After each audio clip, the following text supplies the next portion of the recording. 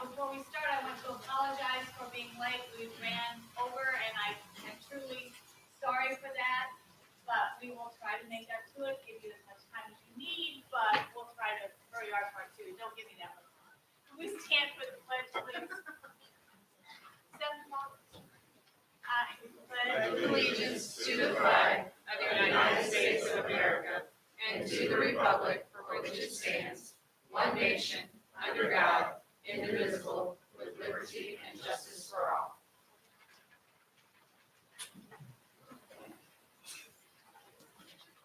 Good evening. Happy Abraham Lincoln's birthday. It's almost Valentine's Day, so we've got a lot of things this week. President's Day.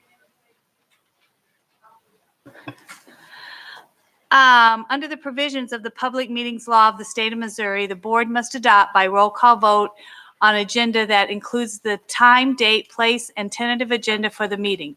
A copy of the notice and agenda for this meeting was posted on Monday, February 10th, 2020 at the Administration Center, 8855 Dunn Road, Hazelwood, Missouri. At the same time, copies of the notice and agenda were sent to major radio and television stations, to 3 newspapers, to all municipalities, schools in the district, and posted on the district website.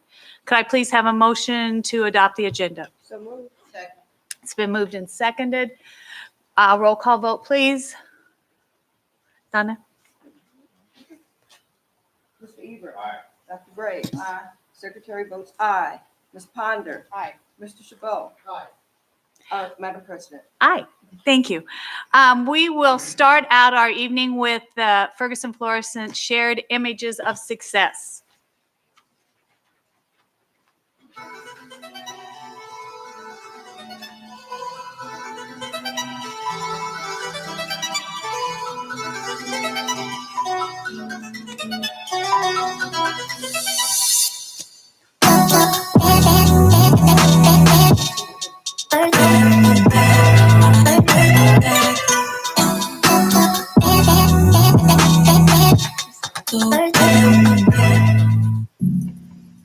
Halls Ferry 5th grade champions participated in Junior Achievements BizTown. BizTown is a mini city in which students discover how the real world works. They have the opportunity to work in one of 17 businesses, make financial decisions, pay taxes, and donate to charity. Teachers prepared students well in advance by teaching lessons on economics, citizenship, and entrepreneurship. Halls Ferry BizTown citizens served in all capacities at various businesses, from CEOs, CFOs, directors, associates, as well as the town mayor. To see the energy and excitement in the eyes and actions of the Halls Ferry champions as they brought BizTown to life was amazing. Tim Ezel from Fox 2 News visited Lee Hamilton to learn more about the Ferguson-Florissant School District's partnership with Elevate St. Louis. Elevate St. Louis is a cross-age mentoring program that brings high school students together with elementary students. During this visit, Ezel had the opportunity to learn how McClure High School students have been trained with the unique relationship-based approach to serve as peer mentors to younger students. Elevate's mission is building long-term, life-changing relationships with urban youth, equipping them to thrive and contribute to their communities. Cross-age mentoring allows high school students to become leaders and role models for tomorrow. It's important for you all to use your power, use your voice, take these opportunities to get to know the people that are running to be your elected officials. And I don't just mean a presidential year. Yes, it's a presidential year. There are lots of campaigns. You'll see lots of crazy ads. If you watch the Super Bowl, you saw some really interesting ads this past Sunday. Some of them a little too much. But all of those people are looking for you to support them or to not support them. And so you have to be able to make that decision. Throughout the beginning of February, students at both McClure North High School and the Restoration Center had the chance to hear from the Missouri Political Consulting Group about the significance of voting. They stressed to students that it's vital to not only participate in the presidential elections, but their local elections with policies and candidates that directly affect their community.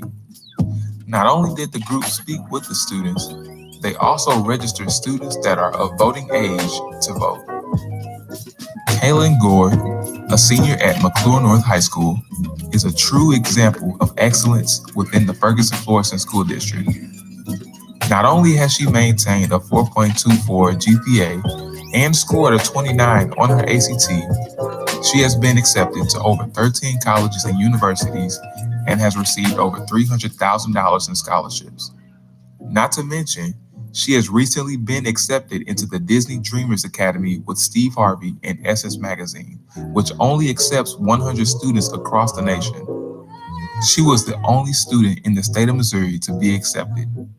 During the academy, she will take part in immersive, career-oriented workshops that explore a wide range of disciplines found at Walt Disney World, as well as learning lifelong skills, including effective communication techniques, leadership skills, and networking strategies.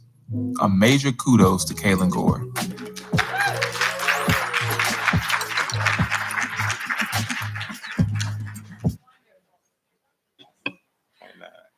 Great job. At this time, MSBA update will be shown to us, please.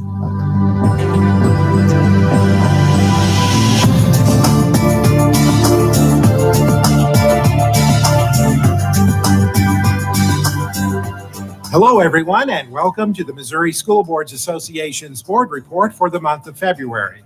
We thank you for the opportunity to share some news and information during a few minutes of your board meeting. We begin with a look at the ongoing development of the 6th version of the Missouri School Improvement Program. MSIP, as it's known, is the state's accreditation and accountability system for our public schools. It has been in existence since 1990 and is revised every 5 years or so. MSBA's Senior Director for Board Development, Janet Tilley, says the State Board of Education is currently considering the standards and indicators that will be included in MSIP 6.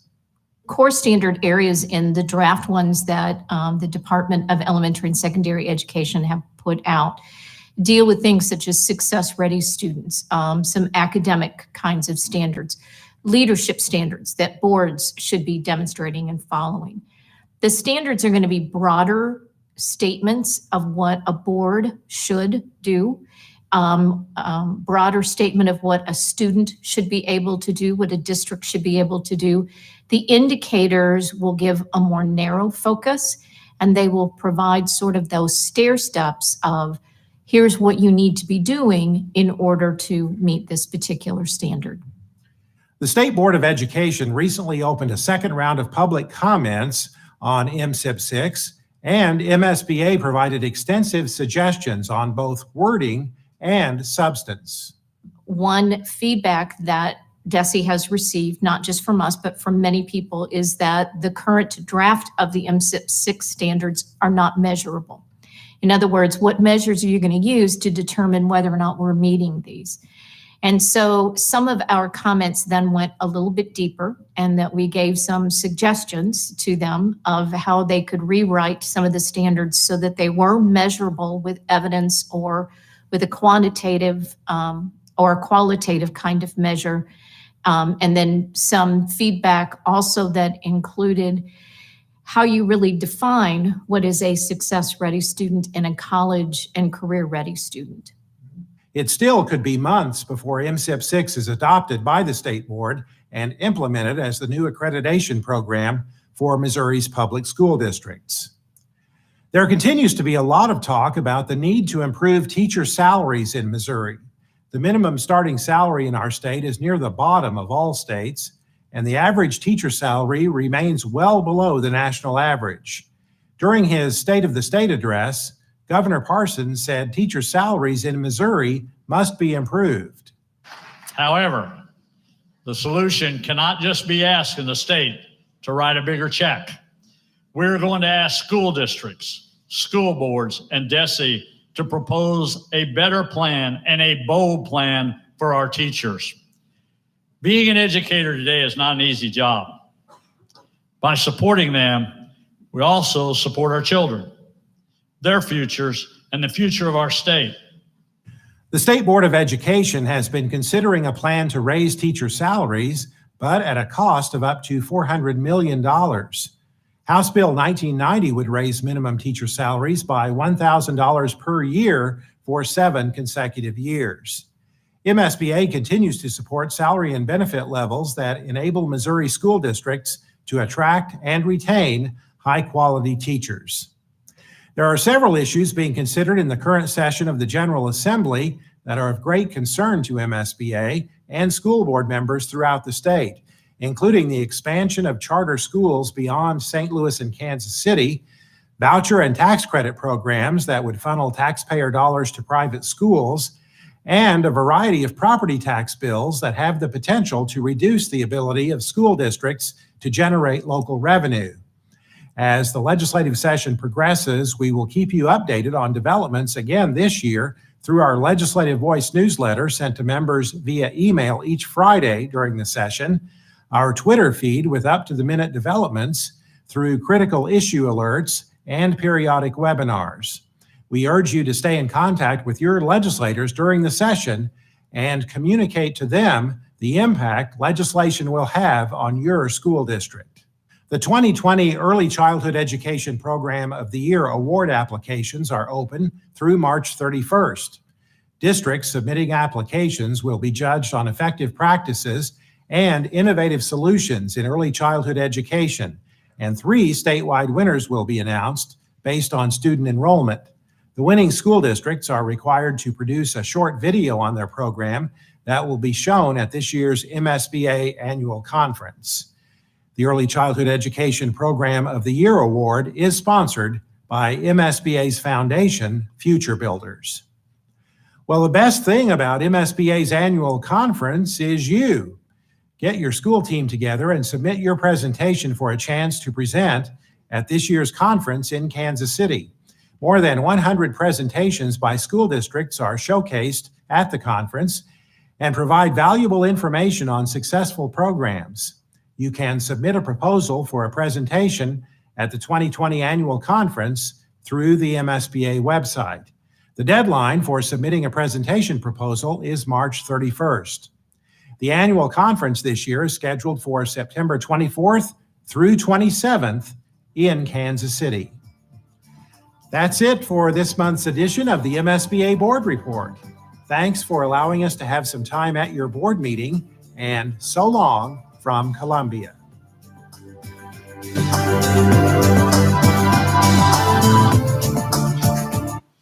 Thank you. The board allocates this portion of the meeting to allow stakeholders the opportunity to comment on both agenda items and non-agenda items at the start of each board meeting. Prior to the public comment period, participants are asked to fill out a comment card with their name, address, phone number, email, and topic to be addressed. Will be allowed up to 3 minutes to speak. Members of the audience who wish to speak to the board are requested to speak from the podium, identify themselves, and in keeping with the district policies 4054 and 4059 and personnel law should refrain from making negative comments that are personally identifiable. While the board will not directly respond to speakers during the public comment period, the board president may clarify remarks at the end of the comment session to correct any misstatement of facts. I know, I couldn't either.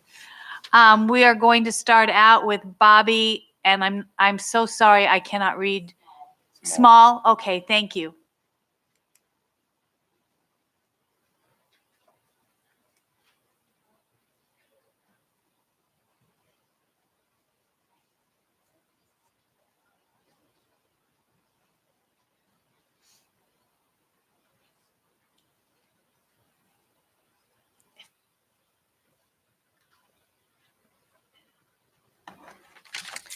Good evening.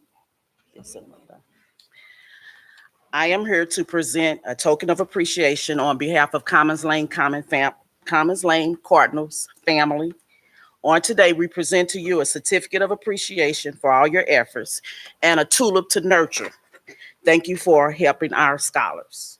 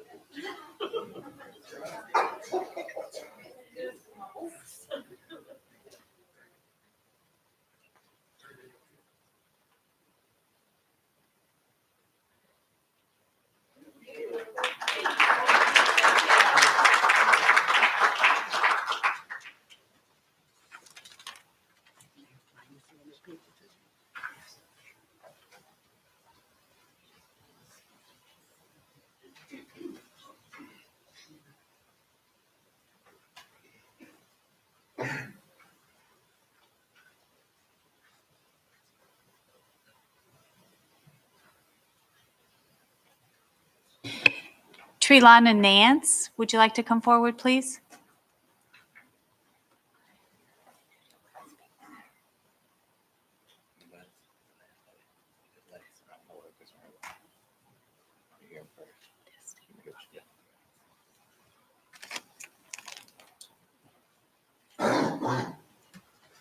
Good evening. I'm Trelana Nance, and I just wanted to address the ATI testing. I have a son at Robinwood, and he's in probe, and he's actually on the honor roll.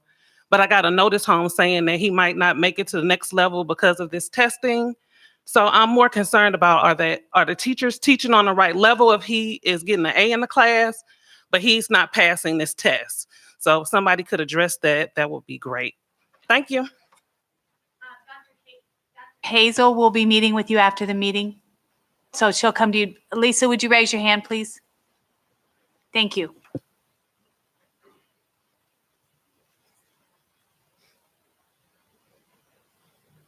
Shannon Haslett, would you like to come forward?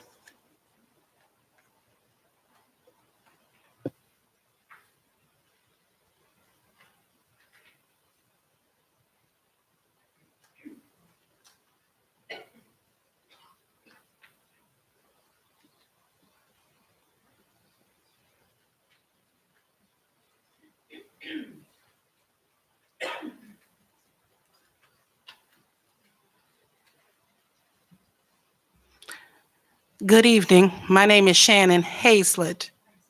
No problem.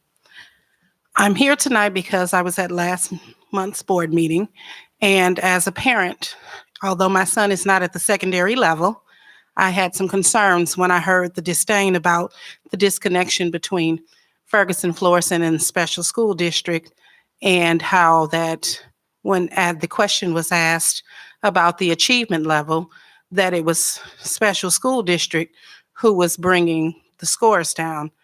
I sent an email on January the 9th in which I just got a response today at 3:23 p.m. With some of the questions that I asked, and I still have the same question, especially within the areas of mathematics. If SSD students are 79.5% for the last 2 years, stabilizing, they haven't made any growth. And 61% of general education students have been stabilized for the last 2 years. They haven't made any growth. We could even break down SSD a little bit even more, because if we think about co-taught classes, there are students within that area that probably are within that percentage, and students who are in non-co-taught classes who are probably within that percentage. Overall, there seems to be a big disdain across the board, whether they receive services or not. So my thing is, what, not separating the two, what can be done to help attain them, move, and grow? The second thing is, as a parent, I felt disheartened when I heard some of the comments that were made. And I don't think that people realized it at that time, that people sitting in the audience, especially parents like me, and I don't want to go into everything that was said, but it sounded like, why are you here? You should go. And so that had me thinking that maybe I shouldn't stick around to the secondary level with my child if he's not going to make any growth, that this is the time that maybe I should be getting out, because it was a very passionate conversation going on at this board membership from the people that we elect. And I was kind of drawn back and taken back from that. And I wanted that to be stated, noted, and known. So moving forward, that is still the same question that I'm asking within the areas of math. I'm kind of concerned that if we're stating that we're training SSD teachers and they're wanting to move on in 3 years, why do they not want to grow roots here with you? What's that? And always remembering that there are parents that are listening, that are involved, informed, and empowered, and we want to know what's happening, and that we're valued, and that you care about our feelings when you make your comments. Thank you.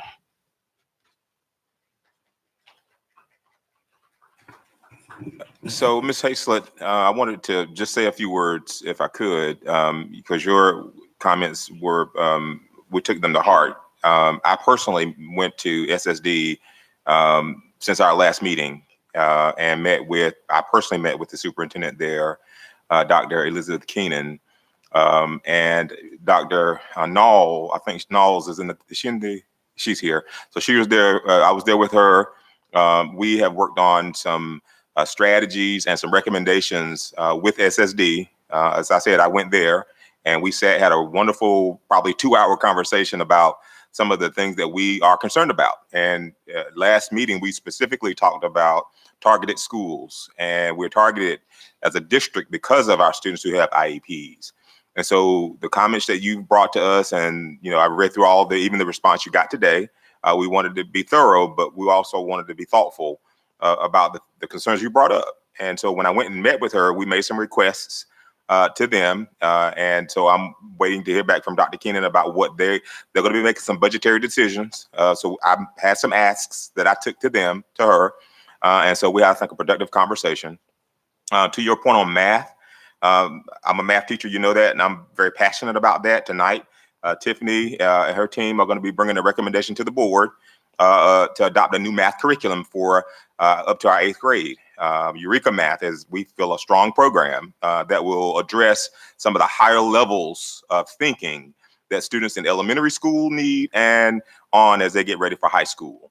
The big issue with mathematics, to me as a math teacher, is that students aren't able to think deeply about the content, especially in elementary school. So you'll see that coming forth tonight as well. So I want you to know that, and I know that we were very passionate last board meeting about that, but a lot of action has been taken to move us forward, because we don't want any of our students to feel disenfranchised or not educated well. The last piece I'll add is, so we say SSD teachers, but they're our teachers. And so we're one district united. And so I meet with teachers often, and You know, I wish I could meet with everybody. I can't, but I do as much as I can to try to support teachers, period, whether they're SSD or, non-SSD. I want all of our teachers to feel supported so that they can teach, because at the end of the day, great teachers are the ones that make it happen if they have the right curriculum and the supports from the principals to make all that happen. So what you said was taken to heart, and what everybody says, we take it to heart. We try to, do as much research as we can. But I wanted you to know that since that last meeting, I personally went over there and met with her. And we had a very productive conversation. Attorney Boyle was there, Dr. Knowles, Dr. Jameson. We had a really productive conversation, I feel. And I think we're headed in a good direction. So I wanted to share that with you. That's the last one. That's the last one. Thank you so very much.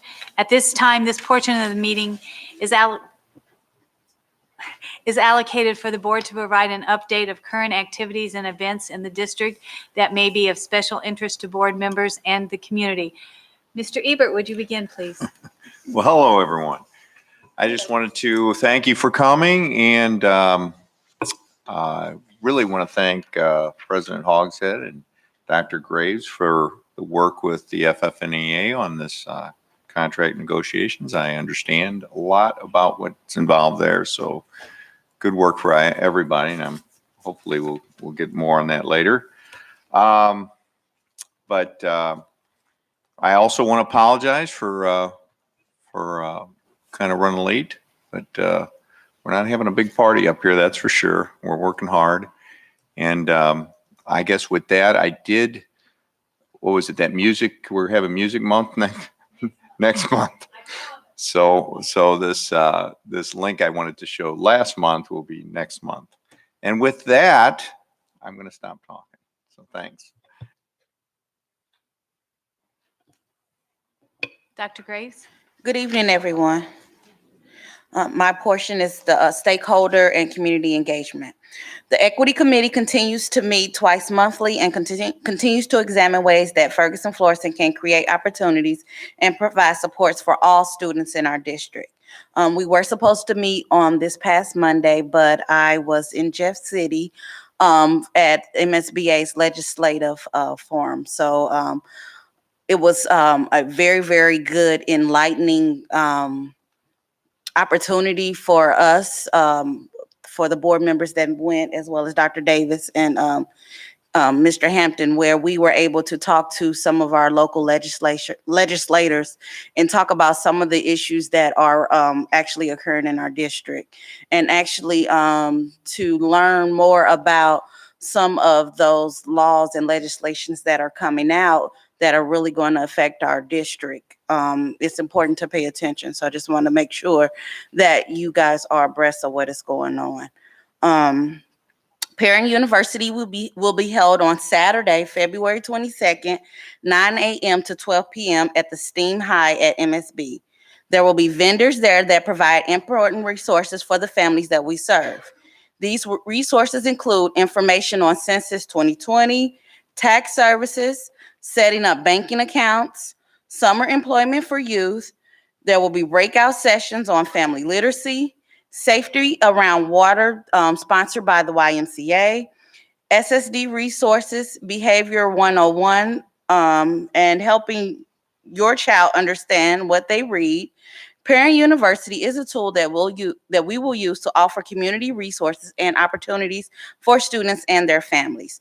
The ultimate goal is to build a sustainable and vibrant community where schools, businesses, and organizations work together towards a shared interest of creating a great place to live for everyone. Berkeley Youth Council youth applications are in, and the next steps are meetings with the students and their parents to go over the expectations of being on the youth council. Please join the Ferguson-Florissant School District and Blueprint for Summer St. Louis for the 2020 Summer Camp Fair. Parents can explore a variety of summer opportunities for school-aged children at the fair, and that is on Saturday, March 7th. Last year, over 1,000 families attended this fun and free event. Representatives from local and regional providers will be available to talk about the summer camps, internships, and volunteer activities. This fair is free and open to all families within the district, and that will be held at McClure North. So we hope to see you there, and just make sure that you are using our district mobile app. Kevin in the back, if you still need help with that, he'll be able to help you with getting on the app, and you will be able to get more information about all the great things that are going on in the Ferguson Florissant School District. Thank you and have a good evening. Thanks, Courtney. Dr. Donna Thurman. Hi, everyone. First of all, I want to say thank you to all the schools and administrators who have just acknowledged the board and all of the work that we do. And we really appreciate all the gifts and the flowers. So thank you. Thank you so much. I'm going to talk a little bit about decorum. And one of the things that we're finding out right now is that we're starting to see discipline concerns on the buses. And so we want parents and the community to know that that is an issue. We are looking at it. There's video on our buses so we can see what's happening and what's going on the buses. And then also to let you know that the student code of conduct reaches out to the bus stops, the buses. And so we're looking at that, and we want to improve the discipline and make sure that we encourage our students to be responsible in their behavior on the buses. The other thing that I received was information on students, their out-of-school suspensions and in-school suspensions. And the data that I'm looking at, I'm not really happy with. We're still continuing to have quite a few referrals and out-of-school suspensions. And as a matter of fact, we have some increases in areas that I think we need to really be looking at and addressing. If we don't have good behavior in school, we cannot have quality learning and education going on, and we have to address this. At the next board meeting, one of the things that I'm going to be asking for, and I've already talked with Gary Beals about this, is presenting also, coming from a counselor's background, I want to know all the students who have not had one referral, because we need to celebrate good behavior. We really do need to look at that and make sure that we are patting those students on the back who are being responsible. Sometimes it's said that 5% of our students are causing 95% of our issues in terms of discipline, and we need to address that. We need to own it. And so I do want to talk, I want to make sure that you understand that we know it and that we're working on improving that. So next time, hopefully I'll be able to celebrate those students who have not had any referrals and who have been at school every day, perfect attendance. Also, I want to thank you for the opportunity that I had this week to visit Duchesne Elementary School. They invited me and I went over, and I just had such a great time. I was able to even meet up with about 5 teachers that I employed or I hired, back in 1911. And those teachers now have students. It's astonishing that they have students, children who are in college. So that was really astonishing. But I want to say thank you to Dr. Ward, if she's here, for having me. I got to go out and do some bus duty, brought back memories. It was a whole lot of fun. Very, very interesting. I also I also had the opportunity to visit the STEAM High School with students who are interested in applying for the STEAM High School for next year. And I got an opportunity to go into the maker space and to, this is what I made. Yeah, I would, no, I'm not going to do that. But it was so interesting to go in and watch and look at the faces of those students as they're working on these different projects. And so I picked up a hot glue gun and I got involved, and we got to shoot these rockets. And a lot of students are really interested in going to the STEAM High School for next year. So I want to thank you, Dr. Crawford, for the invitation. Thank you. And it was so enlightening. I also had an opportunity to go to Jeff City for the Missouri Legislative Forum, and I was able to meet with many of the state representatives like Jay Mosley, and then Senators Gina Walsh and Brian Williams. And we also had the pleasure of meeting the Lieutenant Governor, our new best friend, Mike Kehoe. Oh gosh, he is such a neat guy. He was so inviting and and also the Commissioner of Education. I attended 2 of the sessions there, one on charter schools, and I just want to let you know that the MSMBA continue to speak out against charter schools because they feel that the monies are taken from our public schools. And I'd like to say also the Lieutenant Governor said that he was in support of Missouri School Board Association. There's a large concern about the lack of students registering for teachers and also the retention of teachers. And many of those reasons that came up in terms of the surveys that were sent out is because of teacher pay. And so teacher pay is a huge issue. Teacher retention is a huge issue, and there were many reasons for that. Some because of decorum and student behavior. Some of it was because of the finances.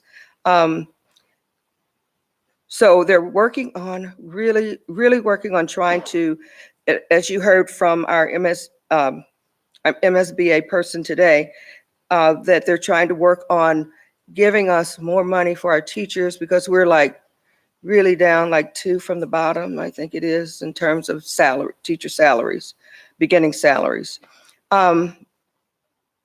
There's also a high concern about areas that that really need teachers, like math teachers and science teachers. We don't have a lot of those, and talked about incentives for getting more people into those fields, like maybe pay. It's always, that seems to be the major cause of people not wanting to go into those areas of teaching. And so, and then the other thing too is they came up with solutions on how we can get more teachers involved or students interested in teaching. And part of that was we need to advertise it ourselves. Our teachers need to encourage some of our students to go into teaching. Also, we need to have some maybe financial incentives for students who may want to choose to go into education as a major. So I've said a mouthful. There's a lot, but I've been really involved in this last few weeks, and it's been very, very interesting and a whole lot of fun. Okay, I'm done. Thank you. Rob Chabot. Hey. Hello, everyone. So I got a couple of quick comments from technology. They're increasing the access points so the kids can stream more easily. Sorry, Rich. And they're upgrading phone systems in 5 locations. That's pretty much my report on that end. But I want to use the remaining 20 minutes I have to talk about a subject that we brought up last meeting, and that's about special school district. So I didn't prepare any comments. I just like making stuff up as I go along. It's more fun, and Kevin really enjoys it. If I sat here today as a school board member of our school district, and I said, you know, we have 45% money in reserves, millions and millions of dollars, and it's just sitting there. And we are so happy that that money is just sitting there. And I guarantee you, I don't believe FF&EA would sit still for very long. I'm sure we'll be hearing from other people in the district about how come we're not using that money to hire new teachers, to increase pay, to provide resources. And that is what my criticism was last month. It wasn't about the teachers. It was about SSD, a separate school district for those that live in our area within SSD.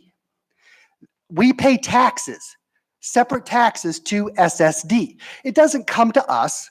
It doesn't come into our little bank. It goes to special school district. And then they are responsible for using that money to hire teachers, to support our SSD students. Okay, we have no control over that. They have their own school board. All right, so I appreciate involved parents, but there's a problem. There is an absolute breakdown of what's happening within SSD and our school district. Now, I don't know what they're doing at Parkway and Normandy and so forth, and honestly, I don't care. I care about our school district. and what our students are receiving. And when I'm getting emails and calls from teachers about they don't have an SSD teacher at their school, or they're having to fill the void, there's a problem. And, you know, people who know me, this is no secret. I've talked about this for years. When I've been on SSD Governing Council, I'm going on 9 years on the board. I've been there since I started. Their reserves have always been in the upper 30%, it's like 38%, and it's growing and growing. And nobody says anything. Everybody just sits back. And yeah, I wish people would get angry, but don't come to me and talk about how angry you are with me for what I say. Go to SSD, to that school district, to that school board, and say, what are you doing for our students within our school district? I applaud our school district when they're going to SSD and demanding more. That's what they should be doing. When we go through this partnership agreement, we should put some teeth into it. You know, I don't like paying taxes at all. I do not like paying taxes to a governing body that I feel is not spending the money wisely. And I do not feel SSD is spending their money wisely, because we have needs within our school district that are not being met. So I know that only took a couple minutes. I got 18 minutes left, but I'm not going to say any more. But those were my comments. I'm happy to share them again. Nothing has changed over the years. But please contact SSD and ask them what are they doing with all the millions of dollars. Thank you, Mr. Chabot. Mrs. Ponder, Jessica? Good evening. I have the talent management update for tonight. Negotiations have been an essential part of HR activities since January, and an update will be provided later this evening. The Grow Your Own team had its first meeting with the DESE mentor team and will be planning with them around developing the Grow Your Own program for implementation starting in fall 2020.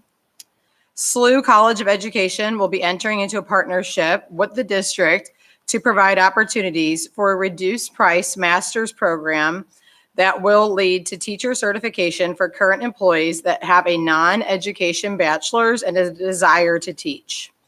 Lastly, staffing discussions for next year have begun, and the focus will be on maximizing staff FTEs in order to create space for more positions focused on social emotional support, such as licensed therapists and social workers.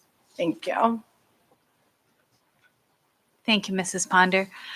I am not going to say much. I just want to say thank you to Dr. Graves for joining me with the negotiations. It was a wonderful experience as always. I want to thank the FFNEA team for just working with our team and just doing what they need to do and what's best for our students. And that's where their hearts are, and taking care of each other. I want to say to Dr. Davis that you have an amazing cabinet. You have a very strong team. And first, I'd like for the FFNEA team to stand up, please.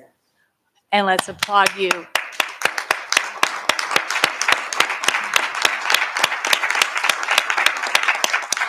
And it's with great sadness, and I hope I can share this, that two of them won't be on the board next year.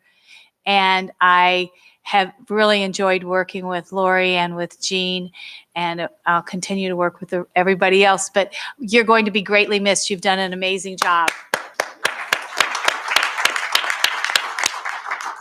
Could I please ask for the school district team, the administration team, to stand up?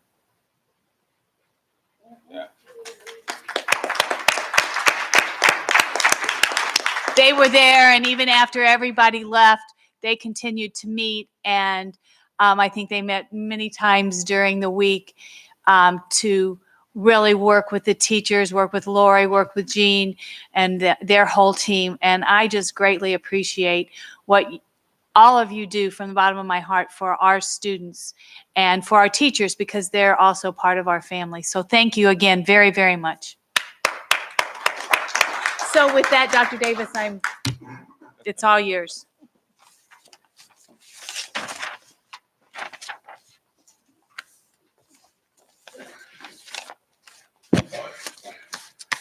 righty. Good evening, everybody. A couple of things before I read a resolution. So I wanted to say this publicly that we have dodged a couple of snow days. I know you all anticipate the evening call and sometimes even the morning call. I feel like Santa Claus when we can send out a message saying you don't have school. I sometimes appreciate that I did as a teacher in particular. But let me say this though, that we're teetering right now. We have about 1.99 more days that we will be okay with if we were to have some additional inclement weather. I wanted to say that publicly. I didn't say 2 days. I said 1.99999. So if we go beyond that, then we will have to, collaborate. I'll leave it there. I also want to recognize the fact that we've been working with a lot of folks, but I want to recognize the city of Florissant. They've done I think a yeoman's job at highlighting the census that's coming, the 2020 census.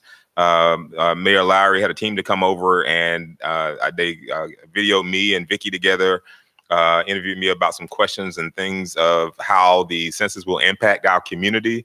And so that's online now. You can go to the City of Florissant's website and they have Sam Page up there. They have the Mayor Lowry, myself, a couple of other folks in the community who are key folks supporting making sure that we count everybody. So I say this now because I want to encourage everybody here to make sure that everybody in our community is counted, because that has a huge impact on economic development. The last thing I'll say before I read the resolution is the meeting last week, well, actually Monday, we had an opportunity, Dr. Thurman has talked about it, Dr. Graves as well, to go to Jeff City. And we spent the entire day in Jeff City, and it was very productive. We've been to a lot of those legislative forums. Rob has gone every year. He wasn't able to go this year, but we have gone quite a bit. This was probably one of the most productive ones because we had an opportunity to really sit with the legislators, senators. We spent a good bit of time with Senator Walsh, Senator Williams, Representative Mosley, even got to talk to some folks who weren't even in our district, Representative Carter out of the city, as well as the Lieutenant Governor. And they made it very clear of their support of our community, in particular, our district. In fact, the Lieutenant Governor invited me to the dais. So when he hit that big old gavel, I was standing there beside him when he introduced Ferg Floor. And so I wanted to say that to our community because it's important to engage with our legislators because they are making the policies and the laws that impact what goes on in our schools. And we have to have them at the table. We have to be at the table so that we are a voice for our children, our teachers, and our community. So I really appreciated our session on Monday in Jefferson City. With that, the governor has issued a proclamation that I'd like to read. And it reads as follows. Whereas a system of quality public education is essential to the future of our state and nation, and whereas the people of Missouri have a long tradition of support for public education and their local school districts, and whereas local school boards are the ultimate expression of the unique American institution of representative governance of public school districts, and whereas local school boards acting on behalf of and in close connection with the people in their communities chart the direction of education in their communities, and whereas local school boards serve as the key community advocate for children, youth, and the public schools.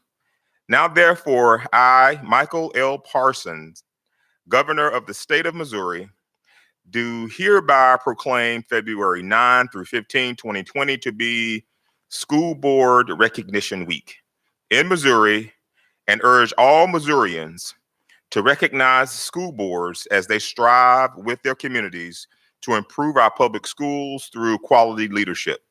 In testimony whereof I have hereunto set my hand and caused to be affixed the Great Seal of the state of Missouri in the city of Jefferson this 19th day of November. I want to say before I recognize our school board members that I brought up the Jefferson City, meeting Monday because the legislative meeting was really heated with the discussion, ladies, wasn't it? And the big topic was about charter schools.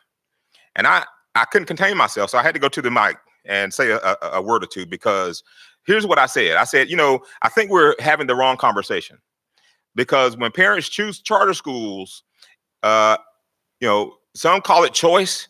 What parents really want is quality. And what I think we ought to be having a conversation about is how we support teachers in classrooms, public classrooms, to make sure they have the proper pay, the proper leadership to support their growth, and to make sure they have the resources in their classrooms to do the work for our children in our public schools. And so that was my clarion call to the legislators that were on the dais, because I believe that strongly. I'm not against charter schools, nor am I for. I am, I guess agnostic is the word. But what I will say is that I support public schools. And I also fear virtual schools. And I have some friends around the country who's fully support it. I'm talking about me and my role, and as not only superintendent, but as a daddy and a taxpayer, especially when they don't have the brick and mortar responsibilities that we do, yet the funding goes out of our districts. And sometimes we don't look at the details of it, but when children leave us, eventually that impacts our classroom in a huge way relative to supports for our teachers and supports for our students. So the governor has declared this as School Board Recognition Week. And with that, I'd like to call each board member to the front. I'm going to call your name, ask you to come. I'm going to give you a certificate and ask you to remain up front. And we're going to do a nice picture to send back to the governor, because I want him to see this, and the lieutenant governor. The Missouri School Boards Association recognizes Mr. Scott Ebert, Ferguson Florissant School Board of Education, for his dedicated leadership in public education, continuing service to the children of our community. Give him a round.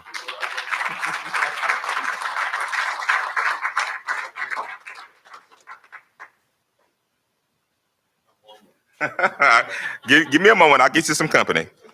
The Missouri School Boards Association recognizes Dr. Courtney Graves, Ferguson Florissant School District Board of Education, for her dedicated leadership to public education and continuing service to the children of our community.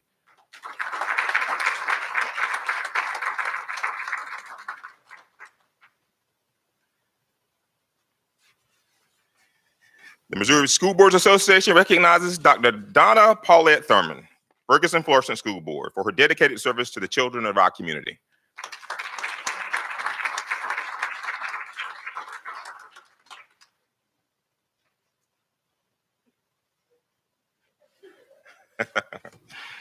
The Missouri School Boards Association recognizes Mr. Rob Chabot, Ferguson Florissant School District Board of Education, for his dedicated leadership to the children of our community.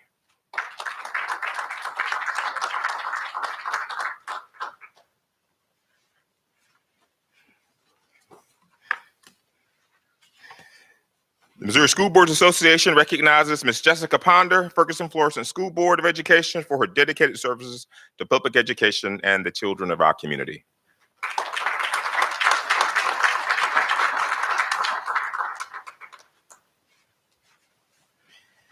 The Missouri School Boards Association recognizes Mrs. Leslie Hogshead, Ferguson Florissant School District Board of Education, President Hogshead, for her dedicated leadership to our community and to the children in our community.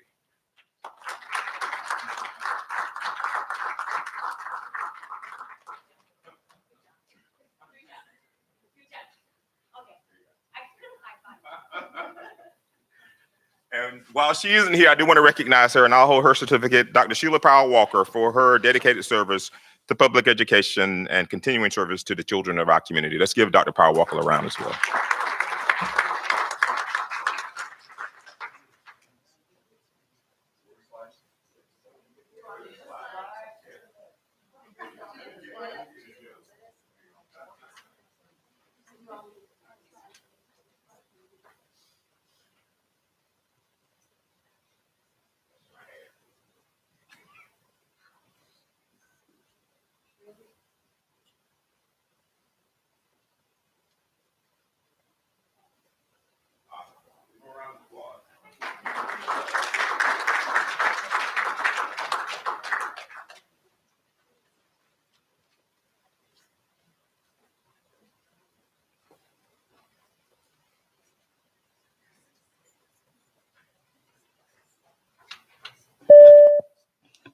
It is definitely an honor to work with such outstanding school board members. They each have their own heart and their own way of thinking, and all add a lot to make this a great board. So thank you very much, and thank you, Dr. Davis, for being part of us.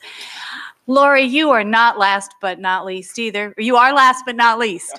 And we are excited about what you're going to have to say to us. So thank you. Let me first say thank you for all the support you guys have given us, and happy School Board Recognition Week. Thank you. I would like to speak to you tonight both as the FFNEA President and as the CAC Curriculum Advisory Committee Chair about a staff concern that has come forward for a couple of years now. From many different disciplines and many different grade levels, staff say that we move initiatives, programs, and resources through their processes too fast. This is leading to inconsistent rollouts and undertrained staff. I remember a quote that has stuck with me that I heard from a staff member a couple of years ago. "I am a novice of too many things and a master of none." While maybe not always so lyrically stated, as the FFNEA Exec Board did their listening tours in buildings, this was a common theme. Many of us fondly remember a time when curricular items and programs were taken through their process, not for the upcoming year, but for the year after. Items in CAC now would actually be for implementation in 21-22. This allowed for full year pilots to occur so that we could be sure we selected the best resources and for staff to receive the necessary training prior to ever fully implementing with students. Instead, what we have now is staff expecting to voluntarily receive training during the summer and implementing with little or no training. And even though this is our current reality, staff are being evaluated for using the program or resource with fidelity. This process is an additional stressor for our teaching staff. Let me give you a couple of brief examples. Tonight, you'll be presented K-5 math resources and K-8 social studies resources. It is not the resources I'm questioning. It is my belief that they will be welcome. Instead, I'm questioning the fact that we are bringing them to you in February. By the time the resources are purchased and in teachers' hands, it will leave very little time for PD prior to the end of this school year, meaning that those who cannot or do not choose to give up time in the summer will return with very little training on resources in two important core subjects. Yes, think about it.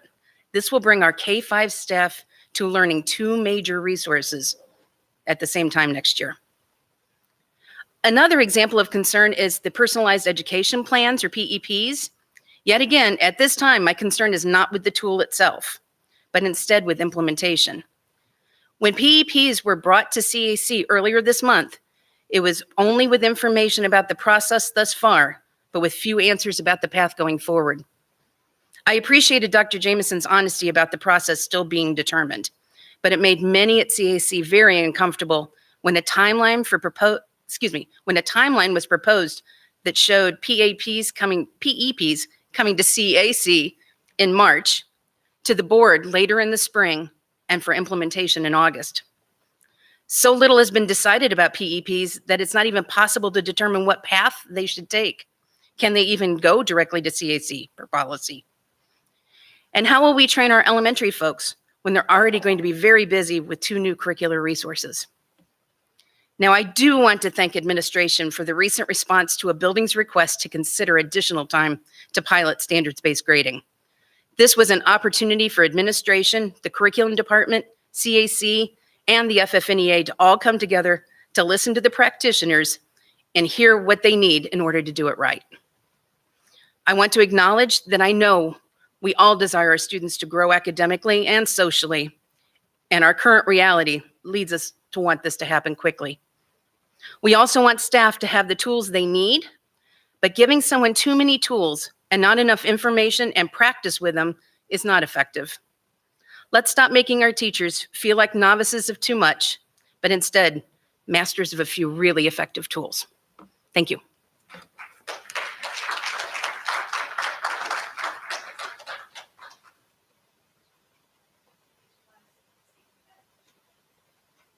We did negotiations. Yay! It's on the agenda for later. All right, thank you. Consent agenda. The administration would like to have the teacher and non-teacher salaries, please. Payroll for teacher and non-teacher, $11,700,298.22. Operational disbursements, $1,872,742. And that makes a total of $13,573,040.22. Could I please have a motion to accept the consent agenda? Second. It's been moved and seconded. Any questions or concerns? Hearing none, all in favor? Aye. Opposed? Motion carries. At this time, could we please have the math curriculum? Good evening, Board. Eureka Math is a standards-based curriculum that espouses the tenets of focus, coherence, and rigor to support deep learning of mathematics within and across grade levels. Each lesson within Eureka Math curriculum is carefully and intentionally designed to promote student engagement and teacher practice, while also intentionally interweaving fluency, strategy, and problem-solving practice. Assessments within Eureka Math curriculum are robust and performance-oriented, including rubrics that allow teachers to comprehensively monitor progress toward mastery. This request also includes professional development for the 2020-2021 school year to support the elementary teachers in the implementation of high-impact math instruction. This is for all students, K through 5.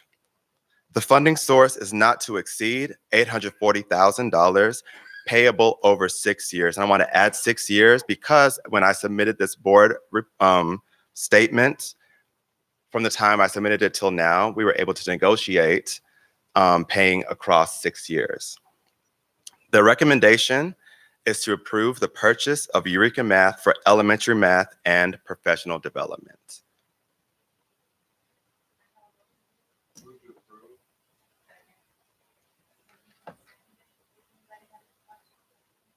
Yes.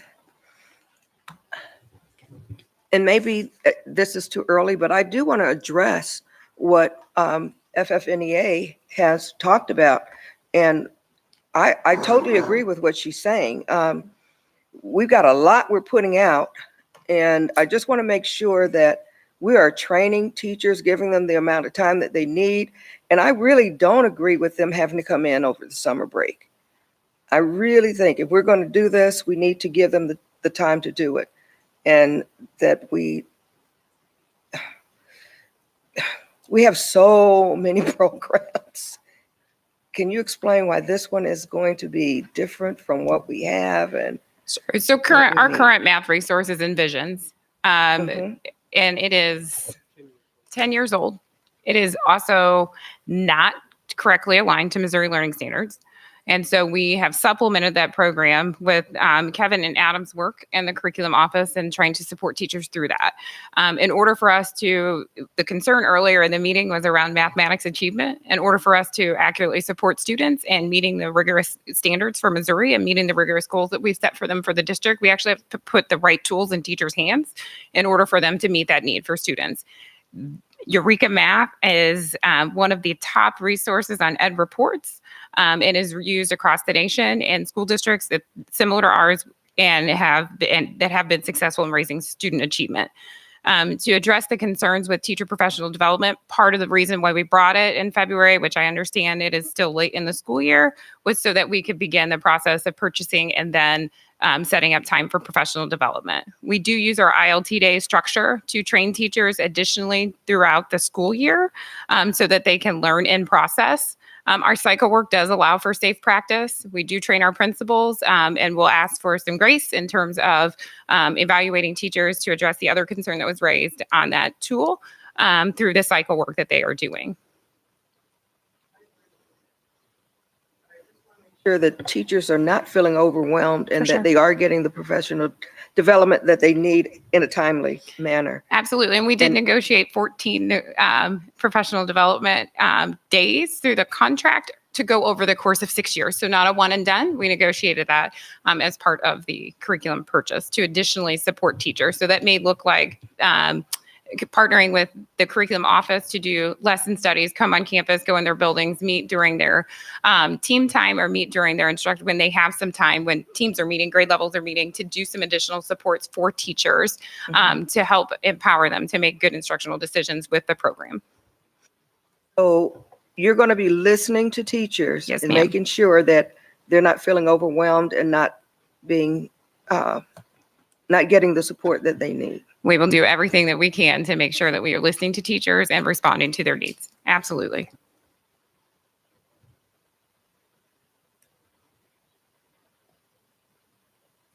Does anybody else have any questions or concerns? Okay, all in favor? Aye. Opposed? Motion carries. K-5 social studies books? Thank you. You answered all my questions. Yes, you did. You're welcome. Good evening. Good evening. I am Shamika Green, and I am the Elementary Humanities Curriculum Specialist. Studies Weekly is a standards-based curriculum that combines a hands-on weekly newspaper and an online education platform with primary source media, audio readers, and other features to create a high level of student engagement. It includes rigorous and relevant assessments, word study, writing prompts, and diverse reading, listening, and learning strategies to meet the needs of all learners. Moreover, it hits many of the ELA standards through nonfiction reading, writing, speaking, listening, and viewing of and technology use. This request also includes professional development for the 2020 and 2021 school year to support elementary teachers in the implementation of high-impact social studies instruction. The funding source is not to exceed $190,000, payable over 2 years via the textbook budget. The recommendation is to improve the purchase of Studies Weekly for all elementary K-5 social studies and professional development.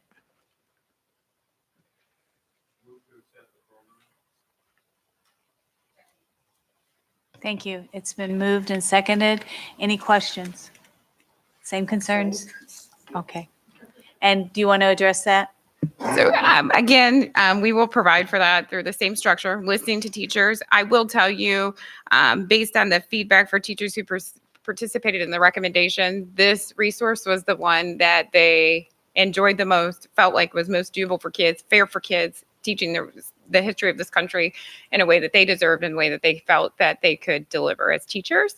And so we did also, over the course of the contract for 6 years, negotiate 30 hours of professional development to continue supporting their growth throughout the life of the adoption. I will also say that our teachers and curriculum office will have a say in the development of third grade, which is Missouri history. The direct publication of that will be new. And so they will have an opportunity to be the first ones across the state of Missouri to not only give feedback, but implement that at the third grade level. So excited for that opportunity for them. Thank you. Okay. All in favor? Opposed? None. Motion carries. Thank you. Do you have more social studies? 6 through 8? 6, 8. Same question. Good evening. I'm Rebecca Prokoff, Secondary Humanities Curriculum Specialist. Pearson's My World Interactive is a culturally responsive, student-centered history curriculum aligned to state standards and the college, career, and civic life framework for social studies. It promotes critical thinking, problem-solving, evidence-based reasoning, and communication skills. It emphasizes project-based learning to explore history, global turning points, and historical narratives. My World Interactive integrates lessons and routines to help students read text closely, analyze information, and construct well-defined arguments. It develops students' language skills and vocabulary, reinforcing ELA and literacy standards. This request also includes the professional development to support teachers and the implementation of high-impact social studies instruction. The funding source is not to exceed $180,000 payable over 2 years from the textbook budget. The recommendation is for the board to approve the purchase of Pearson's My Worlds Interactive for all 6 through 8 students and professional development for staff. I move to accept. It's been moved and seconded. Any questions? Same concern. Okay. It's just for social studies teachers at 6-8, so it's a little different lift than elementary. Yes, they don't have the math to lift too, so they're very excited to have a resource. Yes. Good.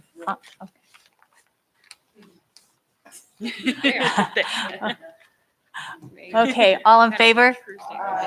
Opposed? Motion carries. Thank you. Thank you. Laura, it's your turn. Annual audit.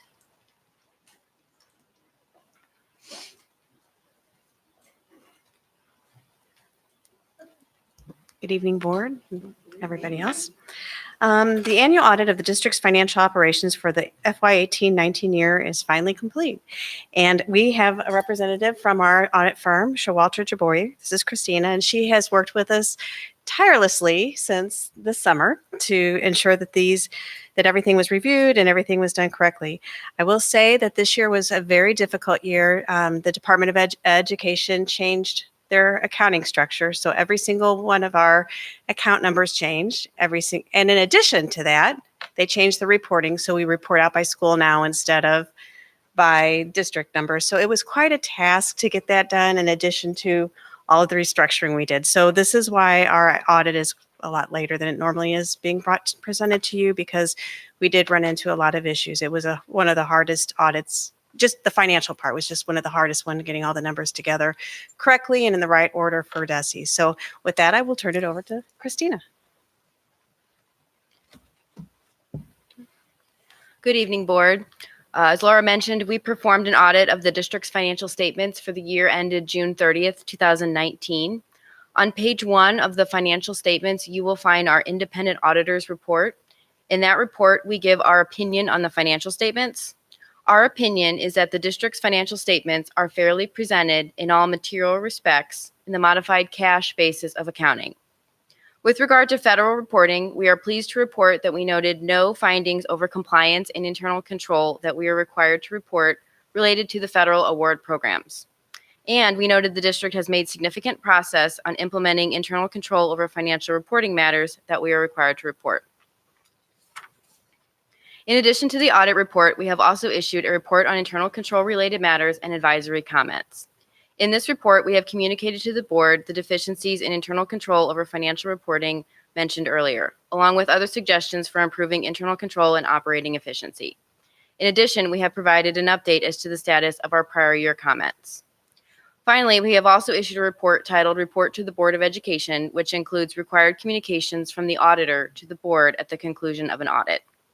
Finally, I would like to thank Dr. Davis, Ms. Madrusick, and Mr. Brooks, and the Finance Department staff for the many courtesies extended to us during our audit. And at this time, I would be happy to answer any questions that the board may have.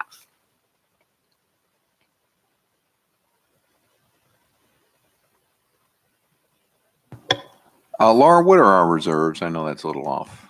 Actually, they came in this year at 20 point something, wasn't it? 20 point, I don't have the exact number in front of me, but it was 20 point something. 20 point something. Rob, what was special school districts, did you say? 45? Okay, thanks. Could I have a recommendation to approve the audit, please? So moved. It's been moved and seconded. Any other questions or comments? I have, so in your final page, you had talked about bus passes. I mean, we've been doing that for years, haven't we? When did the law change? The law hasn't changed. The scope of the audit this year, we happened to uncover it. So since it came to our attention, we were required to report it. The law, there's been no changes in the law. We did contact other school districts. There are about 14 or 15 other school districts that also do this. Yeah. It's a kind of a technical thing. It was $700. We don't give a lot of bus passes out. It's for our very transient families who move every other day. So it's hard to set up transportation. So our recommendation, our what do you call that? What do we call that? Our corrective action is that we are going to work with Desi and try to figure out another solution on how to get these very, very transient families here. Yeah, because you're talking $700 is what you said. I mean, that could probably come from a sponsor or something like that, right? It I could think- come from the foundation or something. Yeah. The law is actually, and Christine explained it earlier, is actually in the transportation piece where it's not really a clear law. Kind of say. Yeah, so there's actually not a statute that specifically states that you're forbidden to provide bus passes. It's more in a definition of what is considered to be a school bus. And then there's laws about how you are allowed to transport students, and they have to be on approved school buses. But the definition of a school bus does not include one where the driver is not a certified school bus driver and there's fare paying passengers. So you can't control the circumstances of that transportation. So it's kind of an unclear situation. But we will work to address another solution so that we don't run into that again. Or comments? Hearing none, all in favor? Those opposed? Motion carries. Thank you so much for your hard work, both of you. Thank you. Now, Lori, you get to tell us your exciting news.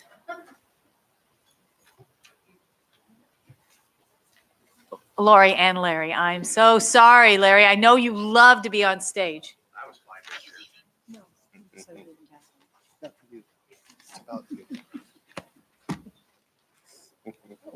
Does it say what a fool I am?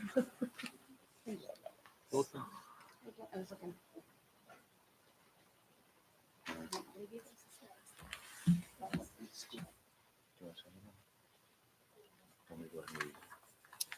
ahead and read.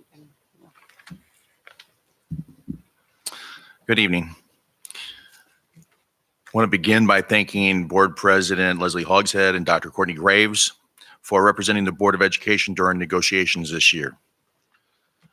Representatives from FFNEA and administration met through the month of January and the first week of February this year to consider policy recommendations. Under our collective bargaining agreement, we did not open the CBA for any revisions. We did, however, begin to lay groundwork for potential amendments to the CBA when we began discussion for negotiations in December of 2020 and early 2021. Some of the groundwork or discussions can be found in the agreements within your board packets. Additionally, we have a final version of the 2020-2021 calendar included in this packet, along with the limited number of policies we agreed to bring forward, as well as the salary information for 2020-2021. Mrs. Samelman, as leader of the FFNEA, do you have any comments that you'd like to share tonight? Sure. Weird. Okay, thanks. I was like, oh, that's weird.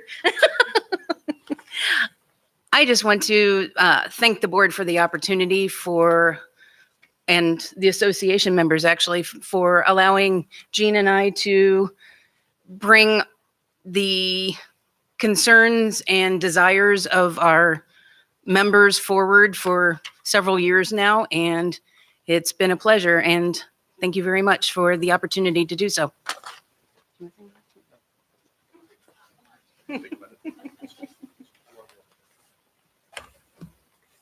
Is there anything that you wanted to say? So Lori Samelman, Gene Stevens, Philip Boyd, and representatives of FFNEA and the administration team present to the board following the FFNEA ratification on Monday of this week for the board's consideration to approve the packet that you have.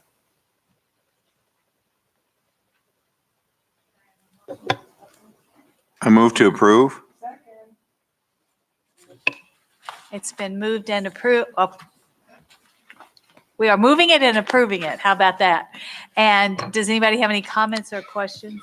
Well, the calendar. There's about 3 things on there. I'm just kidding. Okay. Rob? Okay, you're so quiet tonight. Okay, without further ado and without great pleasure, all in favor? All opposed? Hearing none, the motion is carried Thank you. Thank you very much. Thank you, team. You did a great job. So with that stated, there, we have no other business, so the meeting is adjourned. Thank you, everybody, for being here. And again, we apologize for being late. And I need to see board members.